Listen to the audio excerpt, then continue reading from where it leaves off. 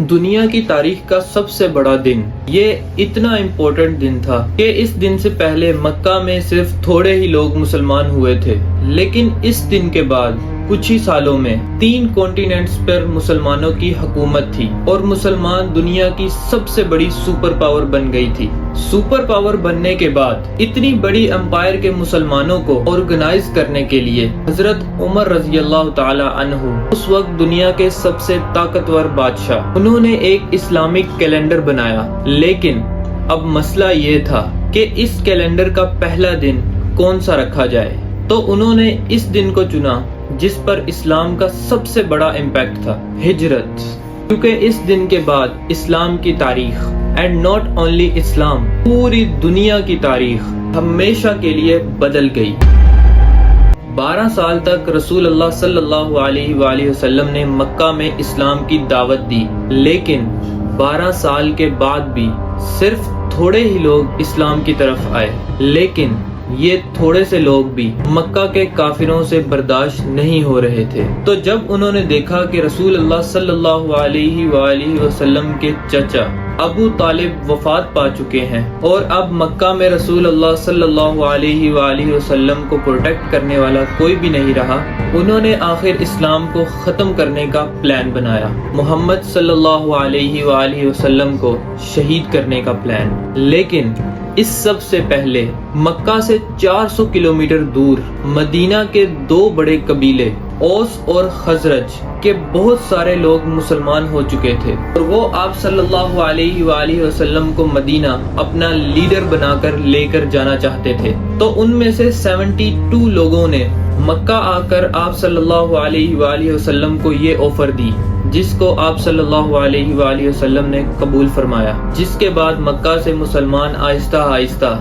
بالکل چھپ کر مدینہ کی طرف شفٹ ہونا شروع ہوئے۔ ٹوٹل 70 یا 80 مسلمانوں نے ہجرت کی اور آپ صلی اللہ علیہ وآلہ وسلم کی زندگی کو سب سے زیادہ خطرہ ہونے کے باوجود آپ صلی اللہ علیہ وآلہ وسلم نے تقریباً سب سے آخر میں ہجرت فرمائی۔ مکہ والوں نے یہ پلان بنایا کہ آپ صلی اللہ علیہ وآلہ وسلم کے جانے سے پہلے ہی وہ آپ صلی اللہ علیہ وآلہ وسلم کو شہید کر دیں گے۔ مکہ ایک بہت ہی ٹرائبل سوسائٹی تھی جس میں ایک ہی فیملی قریش کے بہت سارے قبیلے آباد تھے اور ہر قبیلہ اپنے ممبرز کا ہمیشہ ساتھ دیتا تھا، چاہے وہ صحیح ہو یا غلط۔ مکہ والے اس بات سے ڈرتے تھے کہ ہم میں سے کسی ایک قبیلے نے بھی رسول اللہ صلی اللہ علیہ وآلہ وسلم کو شہید کرنے کی کوشش کی تو آپ صلی اللہ علیہ وآلہ وسلم کا قبیلہ بنو ہاشم،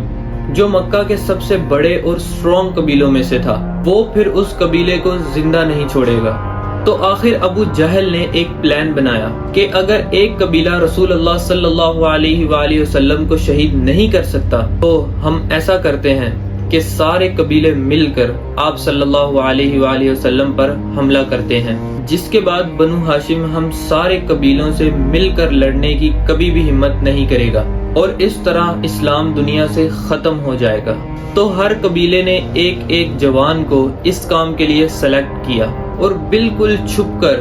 یہ 11 لوگ آدھی رات کو رسول اللہ صلی اللہ علیہ وآلہ وسلم کے گھر پہنچے۔ لیکن جیسے ہی صبح ہوئی انہوں نے دیکھا کہ رسول اللہ صلی اللہ علیہ وآلہ وسلم کی جگہ پر علی سو رہے ہیں اور آپ صلی اللہ علیہ وآلہ وسلم تو یہاں ہے ہی نہیں۔ اصل میں آپ صلی اللہ علیہ وآلہ وسلم نے ابو بکر رضی اللہ تعالیٰ عنہ کے ساتھ مل کر پہلے سے پلاننگ کی ہوئی تھی اور اسی رات آپ صلی اللہ علیہ وآلہ وسلم ابو بکر رضی اللہ تعالیٰ عنہ کے ساتھ مکہ چھوڑ کر جا چکے تھے۔ اب مدینہ مکہ کے نارتھ میں ہے تو آپ صلی اللہ علیہ وآلہ وسلم کو اس راستے سے جانا چاہیے تھا۔ آپ صلی اللہ علیہ وآلہ وسلم مدینہ کی طرف نہیں بلکہ ساؤتھ مدینہ سے بالکل اپوزٹ یمن کی طرف روانہ ہوئے اور مکہ سے 5 کلومیٹر دور ایک کیو غار میں پناہ لی، کیونکہ انہیں پتا تھا کہ ان کے جانے کے بعد مکہ والے ان کا ضرور پیچھا کریں گے اور بالکل ایسا ہی ہوا۔ اگلے ہی دن ابو سفیان اور ابو جہل نے مکہ میں اعلان کیا کہ جو بھی محمد اور ابو بکر کو زندہ یہاں لے کر آئے گا تو اسے 100 اونٹ کا انعام دیا جائے گا۔ تو اگر ان 100 اونٹوں کو آج کے ریٹ میں دیکھا جائے تو یہ 1 یا 2 کروڑ روپے بنتے ہیں، جس کی وجہ سے مکہ سے بہت سارے لوگ مدینہ کے راستے میں آپ صلی اللہ علیہ وآلہ وسلم کو تلاش کرنے لگے، لیکن جب مدینہ کے راستے میں وہ نہیں ملے تو انہوں نے دوسری سائٹس پہ بھی دیکھنا شروع کیا، اور ایک گروپ تو رسول اللہ صلی اللہ علیہ وآلہ وسلم کی غار تک بھی پہنچا، اور بہت قریب آ کر بھی وہ انہیں دیکھ نہیں سکے اور وہاں سے واپس چلے گئے۔ مکہ میں ابو جہل اور باقیوں نے مل کر حضرت علی رضی اللہ تعالی عنہ کو بہت مارا، لیکن انہوں نے آپ صلی اللہ علیہ وآلہ وسلم کی لوکیشن کے بارے میں بالکل کچھ بھی نہیں بتایا۔ پھر وہ سیدھا ابو بکر رضی اللہ تعالی عنہ کے گھر پہنچے اور انہوں نے ان کی بیٹی اسما سے پوچھا، لیکن انہوں نے کچھ بھی نہیں بتایا۔ تو ابو جہل نے ان کے منہ پر زور سے تھپڑ مارا۔ حضرت اسما ان سب کے باوجود بھی 3 دن تک مکہ والوں سے چھپ کر غار سور میں آپ صلی اللہ علیہ وآلہ وسلم اور ابو بکر رضی اللہ تعالی عنہ تک کھانا پہنچاتی رہی۔ آخر 3 دن بعد آپ صلی اللہ علیہ وآلہ وسلم غار سور سے روانہ ہوئے۔ ابو بکر رضی اللہ تعالی عنہ نے پہلے سے ہی ایک آدمی سے ڈیل کر رکھی تھی اور اسے اپنے 2 بیسٹ اونٹ بھی دیے تھے کہ 3 دن کے بعد ہم سے آ کر اس غار میں ملنا اور اپنے ساتھ یہ 2 اونٹ بھی لانا۔ اب اس آدمی کو چوز کرنا بہت زیادہ ہی مشکل کام تھا، کیونکہ اگر یہ بھی 2 کروڑ انعام کی لالچ میں آ کر آپ صلی اللہ علیہ وآلہ وسلم کو دھوکہ دے دیتا تو اس اتنے امپورٹنٹ کام کے لیے انہوں نے عبداللہ بن اریقل کو چوز کیا، جو خود اس وقت مسلمان بھی نہیں تھے، لیکن ان کے پاس ایک خاص سکل تھا۔ ان کو عرب کے بہت سارے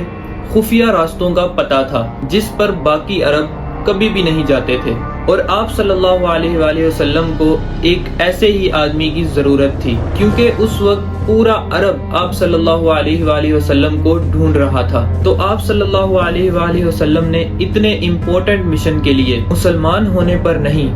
بلکہ میرٹ کی بیس پر عبداللہ بن اریقت کو چوز کیا۔ جیسے ہی عبداللہ بن اریقت وہ اونٹ لے کر پہنچے تو آپ صلی اللہ علیہ وآلہ وسلم نے ابو بکر رضی اللہ تعالی عنہ سے کہا کہ میں صرف ایک شرط پر اس اونٹ پر بیٹھوں گا کہ میں تمہیں اس کی پوری پیمنٹ ادا کر دوں۔ میرا مطلب ہے کہ اتنے سخت حالات میں بھی آپ صلی اللہ علیہ وآلہ وسلم ان ٹائنی ڈیٹیلز کا بھی خیال رکھتے تھے۔ اینڈ ناٹ اونلی دیٹ، جب مکہ کا ہر قبیلہ آپ صلی اللہ علیہ وآلہ وسلم کو شہید کرنا چاہتا تھا تو آپ صلی اللہ علیہ وآلہ وسلم نے حضرت علی کو جانے سے پہلے مکہ میں چھوڑا تاکہ وہ ان امانتوں کو واپس لوٹا سکے جو مکہ کے لوگوں نے آپ صلی اللہ علیہ وآلہ وسلم کے پاس رکھی تھی۔ عبداللہ بن اریقت آپ صلی اللہ علیہ وآلہ وسلم اور ابو بکر رضی اللہ تعالی عنہ کو اگین ساؤتھ مدینہ سے بالکل اپوزٹ یمن کی طرف لے کر گیا، اور جب مکہ سے بہت دور چلا گیا تو انہیں واپس مدینہ کی طرف موڑا،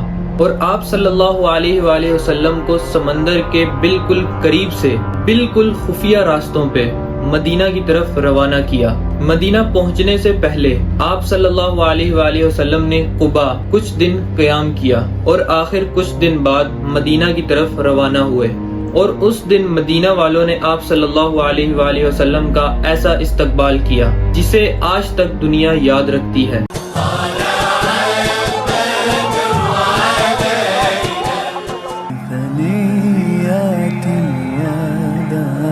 وجب الشكر علينا ما دعا لله داع۔ آپ صلی اللہ علیہ وآلہ وسلم مکہ سے بالکل خفیہ طور پر نکلے تھے، لیکن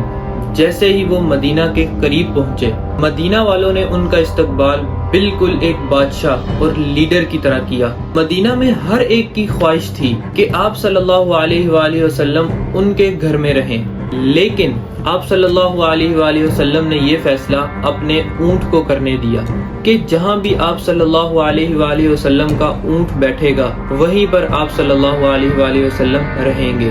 اس طرح مدینہ میں کسی کا بھی دل نہیں دکھے گا۔ اسی کے پاس مسجد نبوی بھی بنائی گئی۔ مدینہ والوں کے اسی ڈیسیژن کی وجہ سے مدینہ عرب کی ایک عام سی سٹی سے کچھ ہی سالوں بعد دنیا کی سب سے اسٹرانگ سٹی بن گئی، اور یہیں سے دنیا کے 3 کانٹیننٹس کے فیصلے ہونے لگے۔ اور آج تک مدینہ کے انصار کی یہ قربانی مسلمان کبھی بھی نہیں بھولے۔